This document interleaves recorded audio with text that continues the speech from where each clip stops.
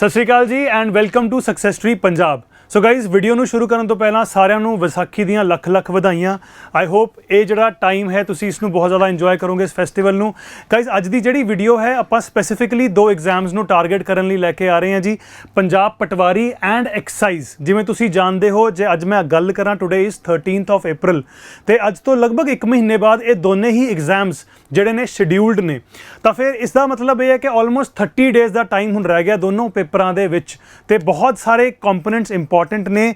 ਤੇ ਅੱਜ ਦੀ ਇਸ ਵੀਡੀਓ ਦੇ ਵਿੱਚ ਆਪਾਂ ਸਟ੍ਰੈਟਜੀ ਬਾਰੇ ਡਿਸਕਸ ਕਰਨਾ ਹੈ ਕਿ ਕੰਪਿਊਟਰ ਕੰਪੋਨੈਂਟ ਨੂੰ ਕਿਵੇਂ ਟੈਕਲ ਕਰਨਾ ਹੈ, ਕਿਉਂਕਿ ਦੋਨੇ ਹੀ ਪੇਪਰਾਂ ਦੇ ਵਿੱਚ ਲਗਭਗ 10 ਤੋਂ 15 ਨੰਬਰ ਦਾ ਇਹ ਕੰਪੋਨੈਂਟ ਆਂਦਾ ਹੈ ਤੇ ਹਰ ਵਾਰੀ ਇਸ ਕੰਪੋਨੈਂਟ ਦੇ ਵਿੱਚ ਮੇਕ ਔਰ ਬ੍ਰੇਕ ਸਿਚੁਏਸ਼ਨ ਹੁੰਦੀ ਹੈ। ਜਿਹੜਾ ਬੱਚਾ ਸਾਰੇ ਕੁਐਸਚਨਸ ਕਰ ਲੈਂਦਾ ਹੈ ਉਹ ਆਟੋਮੈਟਿਕਲੀ 10 ਤੋਂ 15 ਨੰਬਰ ਦਾ ਫਾਸਲਾ ਜਿਹੜਾ ਹੈ ਆਪਣੇ ਕੰਪੀਟੀਟਰ ਨਾਲ ਉਹ ਬਣਾ ਲੈਂਦਾ ਹੈ। ਸੋ इस वीडियो ਨੂੰ एंड तक देखियो, ਅਸੀਂ ਕਾਫੀ ਸਾਰੇ ਕੁਐਸਚਨਸ ਵੀ ਡਿਸਕਸ ਕਰਾਂਗੇ ਤੇ ਕੁਝ ਬੇਸਿਕ ਅੰਡਰਸਟੈਂਡਿੰਗ ਵੀ ਕੰਪਿਊਟਰ ਨੌਲੇਜ ਬਾਰੇ ਡਿਵੈਲਪ ਕਰਨ ਦੀ ਕੋਸ਼ਿਸ਼ ਕਰਾਂਗੇ।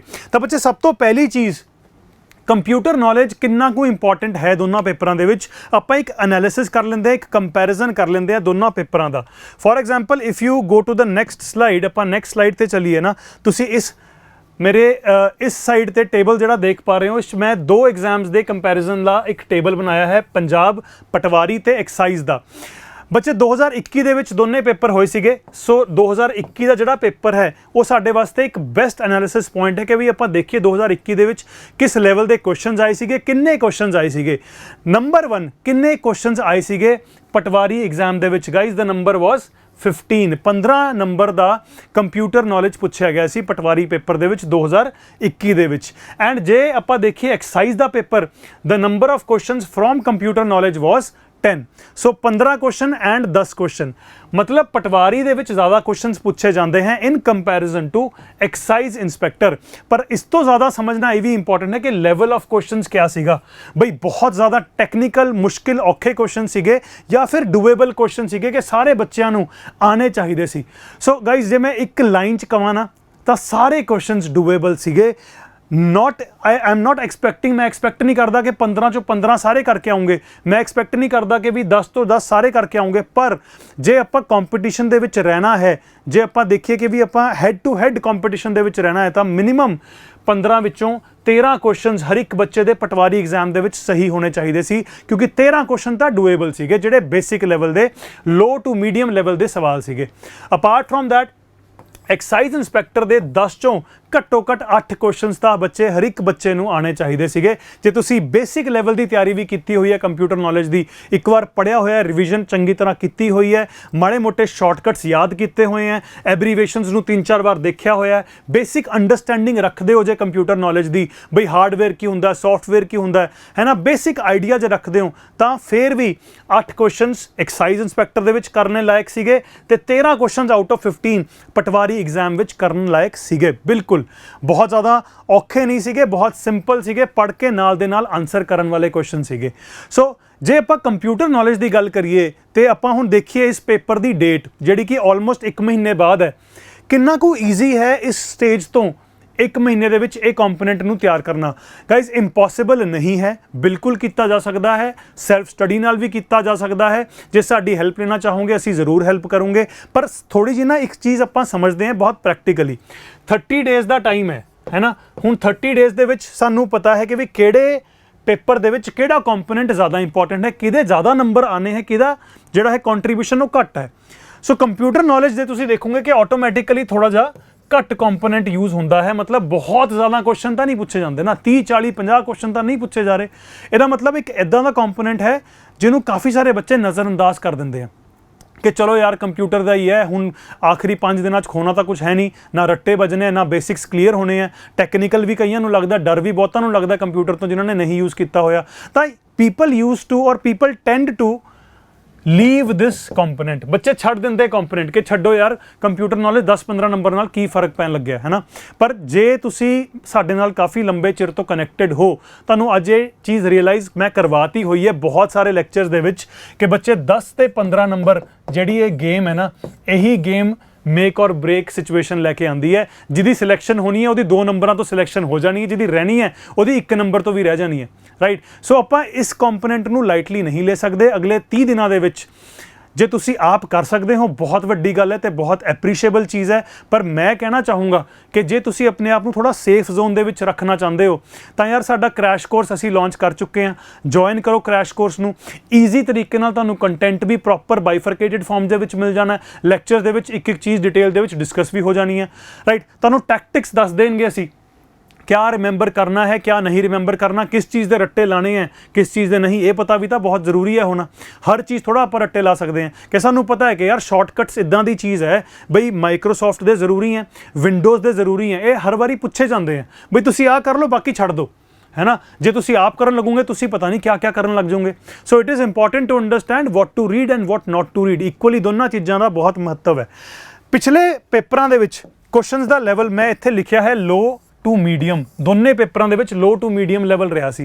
हुण हो सकता कुछ बच्चे मेरे नाल एग्री ना करन कि बई नहीं सर कुछ तो सानू बहुत औखे लगे सीगे, कुछ तो सर कहणगे कि सर सारे ही लो सीगे, मीडियम लैवल तो सीगा ही नहीं। ये तो बच्चे एक पर्सन टू पर्सन डिपेंड करती है चीज़। जे मेरा कंप्यूटर बहुत वधिया है, मैनू सारे क्वेश्चन लो लैवल के लग सकते हैं। किसी बच्चे को हो सकता है कि यार कोई भी ना क्वेश्चन सौखा लगे, उन्होंने सारे मीडियम या हाई लैवल ही लग सकते हैं। पर फिर भी मैं तुहानू दिखाने लई प्रीवियस ईयर के कुछ क्वेश्चन लैके आया है। फॉर एग्जाम्पल पटवारी 2021 दे विच जिहड़ा पेपर होया है, आपां देखते हैं किस लैवल के क्वेश्चन आए सीगे, है ना। पहला क्वेश्चन देखो बच्चे, question number 67, which of the following is not one of the 4 major data processing functions of a computer. बई कंप्यूटर के जिहड़े 4 मेजर डेटा प्रोसैसिंग फंक्शनस हुंदे हैं, इन्हां चारां दे विच्चों किहड़ा वो नहीं है, right. Gathering data, processing data, analysing data and storing data, इन्हां दे विच्चों किहड़ा काम नहीं है कंप्यूटर दा, right. So in this particular question gathering data computer दा काम कदे भी ना तो सीगा, ना है, ना कदे होएगा, क्योंकि डेटा गैदर कंप्यूटर नहीं कर सकता, है ना। सो डेटा गैदर तो यूज़र कर सकता है, यूज़र कंप्यूटर नू फीड कर सकता डेटा गैदर करके कि भाई ये मेरा डेटा है, ये मैं कंपाइल किया है, भी इस डेटा के उत्ते हुण तू एनालाइजेशन शुरू कर दे या फिर प्रोसैसिंग करनी शुरू कर दे, राइट। सो गैदर डेटा अपने आप कंप्यूटर नहीं कर सकता, and question they which not पूछा गया है। So this will be your answer, option number A. कितना क मुश्किल है, ईजी है। जे बेसिक फर्स्ट लैक्चर भी लगाया होएगा ना कंप्यूटर नॉलेज का, ये क्वेश्चन उहदे नाल ही सॉल्व हो जाएगा पहले लैक्चर दे विचों, दूजे लैक्चर से भी जाने की लोड़ नहीं। दूजा सवाल देखो बच्चे, delete key is used to delete characters to the dash of the cursor. हुण बच्चे डिलीट करना है तुसी, फॉर एग्जाम्पल आपां लेंदे हैं जी एग्जाम्पल माइक्रोसॉफ्ट वर्ड का, आपां कोई लाइन लिखी, 4-5 करैक्टर लिखे, हुण करसर अपना इस स्टेज ते पहुँच गया। हुण 2 चीज़ां नाल आपां डिलीट कर सकते हैं, एक हुंदा बैक स्पेस, सारिਆਂ ਨੂੰ पता होएगा, एक हुंदा है डिलीट। इन्हां क्वेश्चन बड़ा फेवरेट क्वेश्चन है पंजाब सरकार के पेपरों का, बड़ी बारी पूछा गया एक सवाल, सिर्फ इस पेपर दे विच नहीं, 2018, 17, 16 या ईवन 2020 दे विच भी एक अद्धा जिहड़ा पेपर होया सी उहदे विच भी पूछा गया सी, राइट। सो सिमिलर क्वेश्चन है, पूछदा कि भी डिलीट की दे नाल जे मेरा कर्सर इत्थे है तो डिलीट की दे नाल राइट दे तरफ तो डिलीट होंदा है करैक्टर या फिर लैफ्ट दे तरीके नाल डिलीट होंदा है, राइट। सो ए हो गया राइट साइड, ए हो गया लैफ्ट साइड। आपां सारिਆਂ ਨੂੰ पता है बच्चे बैक स्पेस जब भी यूज़ करते हैं हमेशा करसर पिछे ਨੂੰ ਜਾਂਦਾ है, राइट, बैक साइड ਨੂੰ ਜਾਂਦਾ है। सो जे बैक साइड ਨੂੰ बैक स्पेस ਦੇ ਨਾਲ ਜਾਂਦਾ है तो राइट साइड किहदे ਨਾਲ ਜਾਂਦਾ होएगा जी, डिलीट नाल। तो automatically option number be towards the right will be the correct answer. हुण कितना औखा होया, फिर सौखा क्वेश्चन। सो इस करके मैं इस क्वेश्चन नू भी लो लैवल समझदा है, मैं इस क्वेश्चन नू भी लो लैवल समझदा है, क्योंकि ये तो बेसिक चीज़ां ने यार। जे एक बार भी जिंदगी लैपटॉप ऑन किया, माइक्रोसॉफ्ट वर्ड ते 4 लाइनां लिख के डिलीट कीतियां, आंसर आपां नू पता होना चाहिए। Question number 69, an email account, जब भी तुसी कोई ईमेल अकाउंट बनाते हो, it includes a storage area, it is often called attachment, hyperlink, mail box या फिर IP एड्रैस। हुण बच्चे जिस बच्चे नूं ना माड़ी मोटी नॉलेज हैगी है ना बेसिक टर्मिनोलॉजी दी, वो बड़े आसानी नाल ना इस क्वेश्चन नूं टैकल कर सकदा है। किवें मैं दसदा, देखो ये बोलदा है कि भी ईमेल अकाउंट दे विच ना तुहानूं एक स्टोरेज एरिया दिता जांदा जिहदे विच तुहाडी सारियां ईमेल स्टोर हो जांदियां या फिर ईमेल्स दे नाल जिहड़ी भी अटैचमेंट आंदी है वो स्टोर हो जांदी है। सो उस चीज़ नूं क्या कहंदे हैं, अटैचमेंट क्या ਅਟੈਚਮੈਂਟ ਇੱਕ ਸਟੋਰੇਜ ਏਰੀਆ ਹੈ? Answer is no. ਅਟੈਚਮੈਂਟ ਤਾਂ ਬੱਚੇ ਉਹ ਚੀਜ਼ ਹੈ ਜਿਹੜੀ ਤੁਸੀਂ ਆਪਣੀ ਈਮੇਲ ਦੇ ਨਾਲ ਅਟੈਚ ਕਰਕੇ ਕਿਸੇ ਨੂੰ ਵੀ ਫਾਰਵਰਡ ਕਰਦੇ ਹੋ ਜਾਂ ਸੈਂਡ ਕਰਦੇ ਹੋ। So this is not the correct option. Hyperlink, answer is again wrong. Hyperlink ਕਿਆ ਚੀਜ਼ ਹੁੰਦੀ ਹੈ? ਜਾਂ ਤਾਂ ਕਿਸੇ ਵਰਡ ਤੇ ਜਾਂ ਕਿਸੇ ਇਮੇਜ ਤੇ ਜਦ ਤੁਸੀਂ ਇੱਕ ਲਿੰਕ ਲਗਾ ਦਿੰਦੇ ਹੋ ਤਾਂ ਮੈਂ ਜਦ ਵੀ ਇਸ ਇਮੇਜ ਨੂੰ ਕਲਿੱਕ ਕਰੂੰਗਾ ਤਾਂ ਉਹ ਮੇਰਾ ਸੈਪਰੇਟ ਲਿੰਕ ਖੋਲ ਦਿੰਦਾ, that is known as hyperlink. So this is not the correct answer. IP address ਬਿਲਕੁਲ ਇਰਰੈਲੀਵੈਂਟ ਹੈ ਇਸ ਪਾਰਟਿਕੂਲਰ ਡਿਸਕਸ਼ਨ ਦੇ ਵਿੱਚ, ਤਾਂ ਆਪਾਂ ਐਗਜ਼ੈਕਟਲੀ ਆਂਦੇ ਸਾਰੀ ਇਸ ਨੂੰ ਐਲੀਮੀਨੇਟ ਕਰ ਸਕਦੇ ਹਾਂ। ਤਾਂ ਆਪਣੇ ਕੋਲ ਇੱਕੋ ਆਨਸਰ ਬਣਦਾ ਹੈ, ਉਹ ਕਿਆ ਹੈ ਬੱਚੇ? ਮੇਲ ਬਾਕਸ। ਵੈਰੀ ਈਜ਼ੀ ਹੈ ਨਾ, ਕਿੰਨਾ ਕੁ ਮੁਸ਼ਕਿਲ ਹੈ? Again I will say low level question. Question number 70, which key combination is used to insert a line break? ਹੁਣ ਇਸ ਕੁਐਸਚਨ ਨੂੰ ਨਾ ਮੈਂ ਮੀਡੀਅਮ ਲੈਵਲ ਕਹਿ ਰਿਹਾ। ਉਹਦਾ ਰੀਜ਼ਨ ਮੇਰਾ ਇਹ ਹੈ ਕਿਉਂਕਿ ਜਦ ਵੀ ਤੁਸੀਂ ਸ਼ਾਰਟਕਟਸ ਲਰਨ ਕਰਦੇ ਹੋ ਨਾ, ਇੱਕ ਅੱਧਾ ਸ਼ਾਰਟਕਟ ਹੁੰਦਾ ਤਾਂ ਮੈਂ ਇਹਨੂੰ ਲੋ ਲੈਵਲ ਕਹਿ ਦਿੰਦਾ, ਬਟ ਸ਼ਾਰਟਕਟਸ ਬਹੁਤ ਸਾਰੇ ਹੁੰਦੇ ਆ and usually they are very confusing, ਬਹੁਤ ਕਨਫਿਊਜ਼ਿੰਗ ਹੋ ਜਾਂਦੇ ਆ। ਕਈ ਵਾਰ ਜੇ ਪੇਪਰ ਦੇ ਵਿੱਚ ਪੇਜ ਬ੍ਰੇਕ ਲਿਖਿਆ ਹੁੰਦਾ, ਲਾਈਨ ਬ੍ਰੇਕ ਦੀ ਜਗ੍ਹਾ ਕੋਈ ਨਾ ਕੋਈ ਹੋਰ ਸ਼ਾਰਟਕਟ ਹੁੰਦਾ, ਇਮੀਡੀਏਟਲੀ ਕਨਫਿਊਜ਼ਨ ਕ੍ਰੀਏਟ ਹੋ ਜਾਂਦੀ ਹੈ, ਰਾਈਟ। ਸੋ ਇਹਦਾ ਕੋਈ ਤੋੜ ਨਹੀਂ ਹੈ ਬੱਚੇ। ਪਹਿਲੀ ਚੀਜ਼, ਜੇ ਕੱਲ ਨੂੰ ਤੁਸੀਂ ਕਲਾਸਿਸ ਦੇ ਵਿੱਚ ਵੀ ਆ ਜਾਓਗੇ ਨਾ, ਇਹਦਾ ਮੈਂ ਤਦ ਵੀ ਤੁਹਾਨੂੰ ਕੋਈ ਦਵਾਈ ਨਹੀਂ ਦੇ ਸਕਦਾ ਕਿ ਯਾਰ ਰਾਤੋਂ ਰਾਤ ਤੁਹਾਨੂੰ ਸਾਰੇ ਸ਼ਾਰਟਕਟਸ ਯਾਦ ਹੋ ਜਾਣੇ ਆ। ਨਹੀਂ ਜੀ ਬੱਚੇ, ਇਹ ਤਾਂ ਪ੍ਰੈਕਟਿਸ ਨਾਲ ਤੇ ਬਾਰ-ਬਾਰ ਰਿਵੀਜ਼ਨ ਨਾਲ ਹੀ ਯਾਦ ਹੋਣੇ ਆ। ਪਰ ਇਸ ਕੁਐਸਚਨ ਦਾ ਆਨਸਰ ਆਪਾਂ ਸਾਰਿਆਂ ਨੂੰ ਵੈਸੇ ਆਈਡੀਆ ਹੋਣਾ ਚਾਹੀਦਾ ਹੈ ਕਿ Alt+Enter ਹੈ। ਜਦ ਵੀ ਤੁਸੀਂ ਲਾਈਨ ਬ੍ਰੇਕ ਕਰਨਾ ਹੁੰਦਾ ਹੈ, Alt+Enter is the shortcut for that. ਇਸ ਬੱਚੇ ਨੇ ਜਿਹਦਾ ਆਪਾਂ ਪੇਪਰ ਲਿਆ ਸੀ, ਉਹਨੇ ਵਿਚਾਰੇ ਨੇ Control+Enter ਕੀਤਾ ਹੋਇਆ, ਵਿਚ ਇਜ਼ ਅ ਰੋਂਗ ਆਪਸ਼ਨ। ਤਾਂ ਇਦਾਂ ਦੀ ਗਲਤੀਆਂ ਬੱਚੇ ਦੇਖੋ ਪੇਪਰ ਦੇ ਵਿੱਚ ਆਪਣੇ ਆਪ ਹੋ ਜਾਂਦੀਆਂ, ਕਿਉਂਕਿ ਆਪਾਂ ਸੋਚਦੇ ਹਾਂ ਯਾਰ ਕੋਈ ਗੱਲ ਨਹੀਂ, ਕਿੰਨਾ ਕੀ ਮੁਸ਼ਕਿਲ ਹੈ, ਆਪ ਕਰ ਲਾਂਗੇ, ਹੈ ਨਾ। ਮੁਸ਼ਕਿਲ ਨਾ ਵੀ ਹੋਏ ਪਰ ਟੈਕਟਿਕਸ ਸਮਝਨੇ, ਕੁਝ ਚੀਜ਼ਾਂ ਜਿਹੜੇ ਕਲਾਸ ਸੁਣਦੇ ਹੋ ਨਾ ਹਮੇਸ਼ਾ ਯਾਦ ਰਹਿ ਜਾਂਦੀਆਂ, ਤਾਂ ਪਤਾ ਨਹੀਂ ਚੱਲਦਾ ਕਿੱਥੇ ਕੰਮ ਆ ਜਾਊਂਗੀਆਂ। Question number 78, in MS Word superscript, subscript, strike through are known as, right.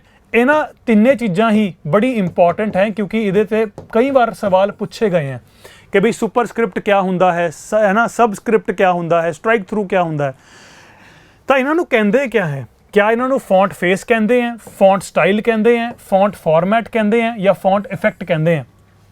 तो जिहड़ा बच्चा जिस तो आपां इह लई सीगी फाइल, उस बच्चे ने फॉन्ट फॉर्मैट मार्क किया होया, क्या ये सही है या गलत है?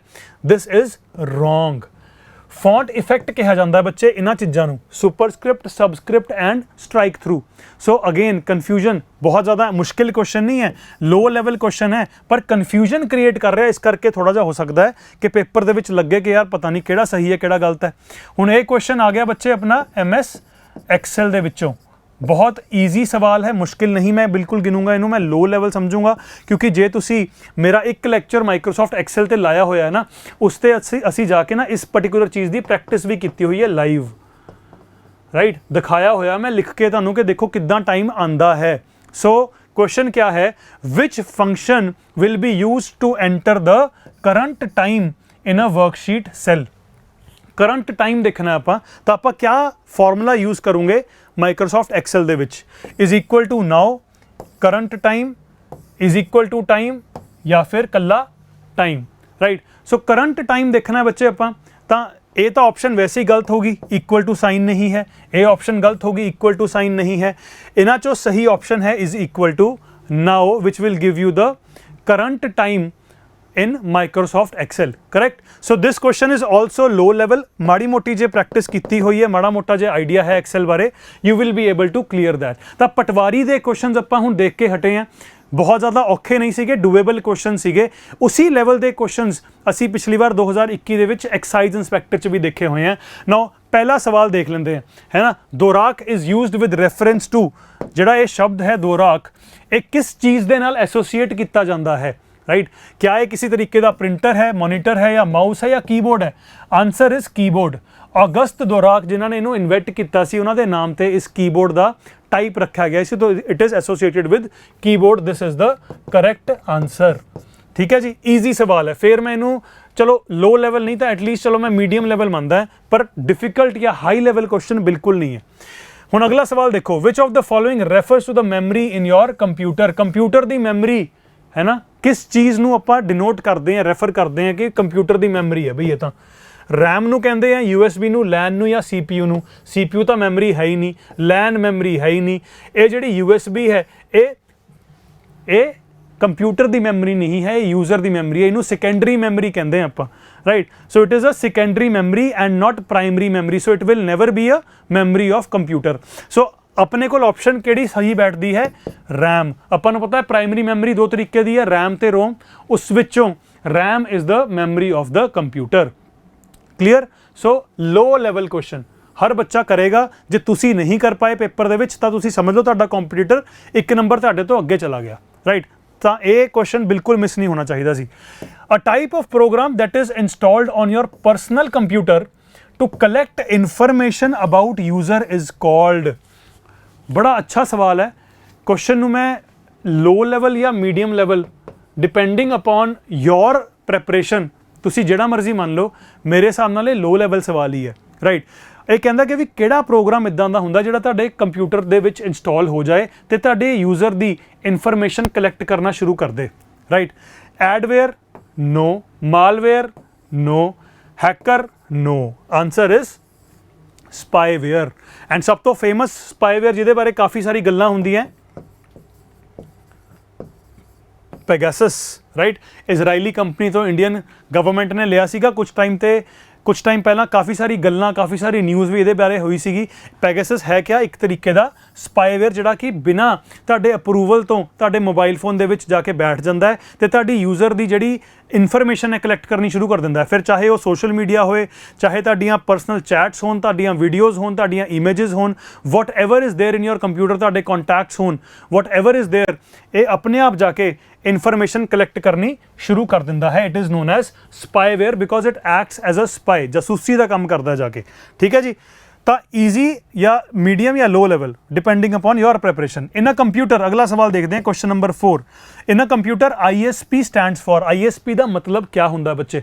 ਸਿੰਪਲ ਜੀ ਚੀਜ਼ ਹੈ, international service provider, internet service provider, interlinked services provision ਜਾਂ ਇੰਟਰਨੈਟ ਸਰਵਿਸ ਪਾਰਟੀ। ਇਹ ਵੀ ਰੋਂਗ, ਇਹ ਵੀ ਰੋਂਗ, ਇਹ ਵੀ ਰੋਂਗ। ਸਾਰੇ ਬੱਚਿਆਂ ਨੂੰ ਆਨਸਰ ਪਤਾ ਹੋਏਗਾ ਜੀ, option number B which is internet service provider.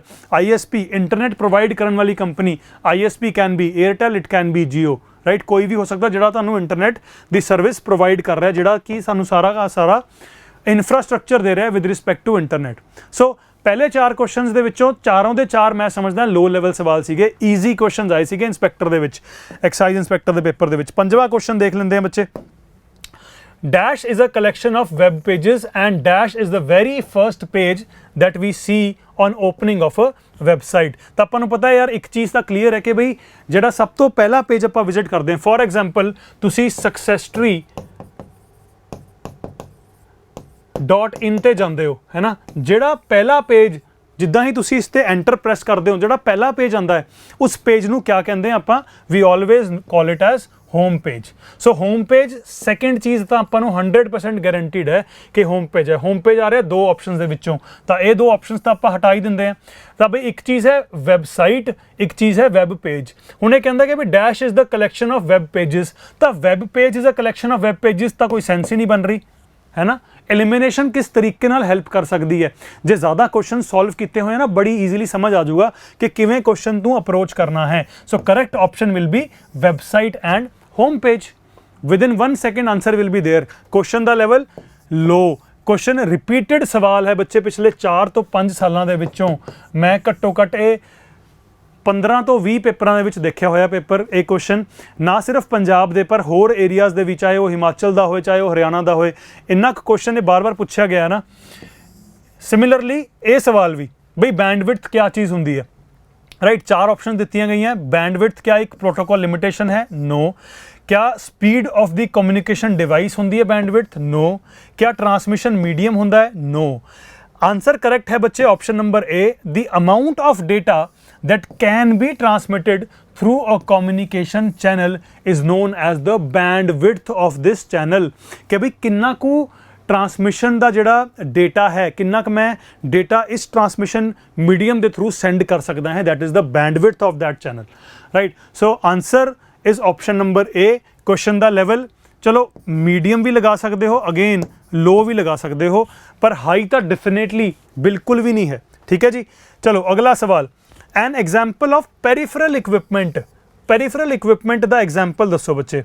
Computer के नाल जुड़िया होया पेरीफरल इक्विपमेंट, CPU, ਸਭ ਤੋਂ ਮੇਨ ਕੰਪੋਨੈਂਟ ਹੈ ਕੰਪਿਊਟਰ ਦਾ, ਕਦੇ ਪੈਰੀਫਰਲ ਹੋ ਸਕਦਾ ਹੈ? Answer is no. CPU ਦੇ ਵਿੱਚ ਹੁੰਦਾ ALU, ਤਾਂ ਇਹਦਾ ਮਤਲਬ ਇਹ ਵੀ ਕਦੇ ਪੈਰੀਫਰਲ ਨਹੀਂ ਹੋ ਸਕਦਾ।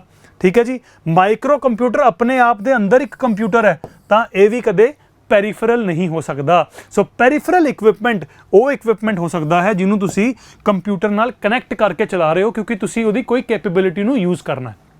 ਮੈਂ ਕੋਈ ਪੇਜ ਨੂੰ ਪ੍ਰਿੰਟ ਕਰਨਾ ਹੈ, ਮੈਂ as a printer peripheral device connect ਕਰ ਲਿਆ ਆਪਣੇ ਕੰਪਿਊਟਰ ਨਾਲ ਤੇ ਮੈਂ ਪ੍ਰਿੰਟ ਆਊਟ ਲੈ ਲੇ। ਇਹਦਾ ਮਤਲਬ ਕਿਆ ਹੋ ਗਿਆ? ਕੰਪਿਊਟਰ ਦੇ ਨਾਲ printer is a peripheral device. Very simple, easy to understand, low level question. ਤੇ ਤਾਂ ਮੈਂ ਸਮਝਦਾ ਕਿ ਵੀ ਇਹ ਕੁਐਸਚਨ ਤਾਂ ਕੰਪਿਊਟਰ ਨੌਲੇਜ ਦਾ ਹੈ ਹੀ ਨਹੀਂ, ਇਹ ਤਾਂ ਬੇਸਿਕ ਅੰਡਰਸਟੈਂਡਿੰਗ ਦਾ ਕੁਐਸਚਨ ਹੈ। Which of the following represents fastest data transmission speed? ਬਈ ਇਹਨਾਂ ਚਾਰਾਂ ਚੋਂ ਫਾਸਟੈਸਟ ਕਿਹੜੀ ਹੈ? ਬਾਈਟਸ ਪਰ ਸੈਕਿੰਡ, GBPS, KBPS ਜਾਂ ਫਿਰ MBPS? ਆਪਾਂ ਸਾਰਿਆਂ ਨੂੰ ਪਤਾ ਹੈ ਬੱਚੇ, GB ਆਪਾਂ ਸਾਰੇ ਯੂਜ਼ ਕਰ ਰਹੇ ਹਾਂ ਕਿ ਵੀ KBPS ਛੋਟਾ ਹੁੰਦਾ ਹੈ, MBPS ਵੀ ਛੋਟਾ ਹੁੰਦਾ ਹੈ, BPS ਵੀ ਛੋਟਾ ਹੁੰਦਾ ਹੈ। ਕਿਸ ਤੋਂ? GBPS ਤੋਂ। ਤਾਂ ਕਰੈਕਟ ਆਪਸ਼ਨ ਕਿਆ ਹੋਗੀ ਜੀ? Automatically option number B। ਸੋ ਅਸੀਂ ਥੋੜੇ ਜਿਹੇ ਟਾਈਮ ਦੇ ਅੰਦਰ ਹੀ 10-15 ਕੁਐਸਚਨਸ ਨੂੰ ਡਿਸਕਸ ਕਰ ਲਿਆ ਹੈ ਨਾ। ਜ਼ਿਆਦਾ ਲੰਬੀ ਨਹੀਂ ਹੈ ਇਹ ਵੀਡੀਓ, ਛੋਟੀ ਜੀ ਵੀਡੀਓ ਹੈ, ਬਟ ਇਸ ਦੇ ਵਿੱਚ ਮੈਂ ਤੁਹਾਨੂੰ ਆਈਡੀਆ ਦੇਣ ਦੀ ਕੋਸ਼ਿਸ਼ ਕਰ ਰਿਹਾ ਹਾਂ ਬੱਚੇ ਕਿ ਵੀ ਪੇਪਰਾਂ ਦਾ ਲੈਵਲ ਪਿਛਲੇ 2021 ਦੇ ਵਿੱਚ 2 ਸਾਲ ਪਹਿਲਾਂ ਕਿਆ ਸੀਗਾ, ਹੁਣ ਅੱਜ ਦੀ ਘੜੀ 2023 ਦੇ ਵਿੱਚ ਅਸੀਂ ਇਹ ਵੀ ਨਹੀਂ ਕਹਿ ਸਕਦੇ ਕਿ ਵੀ ਸੇਮ ਲੈਵਲ ਦਾ ਪੇਪਰ ਆਊਗਾ। ਬਿਲਕੁਲ ਨਹੀਂ ਕਹਿ ਸਕਦੇ, ਕਿਉਂਕਿ ਬਹੁਤ ਸਾਰੇ ਬੱਚੇ ਪੇਪਰਾਂ ਦੀ ਵੇਟ ਕਰ ਰਹੇ ਹੈ ਤੇ ਹਾਈ ਲੈਵਲ ਦਾ ਕੰਪੀਟੀਸ਼ਨ ਦੇਖਿਆ ਜਾ ਸਕਦਾ ਹੈ। ਕੰਪੀਟੀਸ਼ਨ ਨੂੰ ਕੱਟ ਕਰਨਾ ਐਗਜ਼ਾਮੀਨਰ ਦਾ ਕੰਮ ਹੈ। ਐਗਜ਼ਾਮੀਨਰ ਨੇ ਇਸ ਕਰਕੇ ਹੋ ਸਕਦਾ ਹੈ ਆਪਣਾ ਲੈਵਲ ਇਸ ਵਾਰ ਚੇਂਜ ਕਰਨ ਦੀ ਪਲੈਨਿੰਗ ਵੀ ਕੀਤੀ ਹੋਏ। ਤਾਂ ਮਿਨੀਮਮ ਇਸ ਲੈਵਲ ਦੀ ਤਿਆਰੀ ਤਾਂ ਕਰਨੀ ਹੀ ਪੈਣੀ ਹੈ, ਮਿਨੀਮਮ। ਪਰ ਜੇ ਤੁਸੀਂ ਇਸ ਤੋਂ ਬੈਟਰ ਕਰ ਸਕਦੇ ਹੋ, ਨਥਿੰਗ ਲਾਈਕ ਦੈਟ, ਰਾਈਟ। ਇਸ ਤੋਂ ਬੈਟਰ ਤਿਆਰੀ ਕਰਕੇ ਜਾਓ ਪੇਪਰ ਦੇ ਵਿੱਚ। ਜੇ 3-4 ਕੁਐਸਚਨਸ ਟ੍ਰਿਕੀ ਵੀ ਆਉਂਦੇ हैं, you should be able to solve it. ਕੋਈ ਹੋਰ ਕਰੇ ਨਾ ਕਰੇ, ਤੁਸੀਂ ਆਪਣੀ ਪਲੈਨਿੰਗ ਕਰੋ। ਕਿਸੇ ਹੋਰ ਨੇ ਕੰਪਿਊਟਰ ਛੱਡਿਆ, ਕਿਸੇ ਨੇ ਕੀਤਾ, ਉਹਦੀ ਗੱਲਾਂ 'ਚ ਨਾ ਜਾਓ ਬੱਚੇ। ਆਪਣਾ ਇੱਕ ਨੰਬਰ ਬਹੁਤ ਇੰਪੋਰਟੈਂਟ ਹੈ। ਐਂਡ ਜਿੱਦਾਂ ਮੈਂ ਪਹਿਲਾਂ ਤੁਹਾਨੂੰ ਦੱਸ ਚੁੱਕਿਆ, ਅਸੀਂ ਕ੍ਰੈਸ਼ ਕੋਰਸ ਲਾਂਚ ਕਰ ਰਹੇ ਹਾਂ। ਜੇ ਤੁਸੀਂ ਨਹੀਂ ਕਰ ਸਕਦੇ ਇੰਨਾ ਸਾਰੀ ਮਿਹਨਤ ਆਪਣੇ ਆਪ, ਕ੍ਰੈਸ਼ ਕੋਰਸ ਨੂੰ ਜੁਆਇਨ ਕਰੋ, ਆਪਣੀ ਲਾਈਫ ਥੋੜੀ ਜਿਹੀ ਈਜ਼ੀ ਕਰੋ ਤੇ ਸਾਡੇ ਤੇ ਥੋੜਾ ਜਿਹਾ ਟਰਸਟ ਦਿਖਾਓ, ਕਿਉਂਕਿ ਅਸੀਂ ਇਹਨਾਂ ਐਗਜ਼ਾਮਸ ਦੀ ਕਾਫੀ ਲੰਬੇ ਸਮੇਂ ਤੋਂ ਤਿਆਰੀਆਂ ਕਰਵਾ ਰਹੇ ਹਾਂ। ਐਂਡ ਸਾਨੂੰ ਪੱਕਾ ਪਤਾ ਹੈ ਕਿ ਸਾਡੇ ਬੱਚੇ ਇਸ ਵਾਰ ਵੀ ਬਹੁਤ ਵਧੀਆ ਰਿਜ਼ਲਟ ਲੈ ਕੇ ਆਉਣਗੇ। For now thank you very much, God bless you all. This is Dikshant Sharma and thank you for watching this video. Thank you.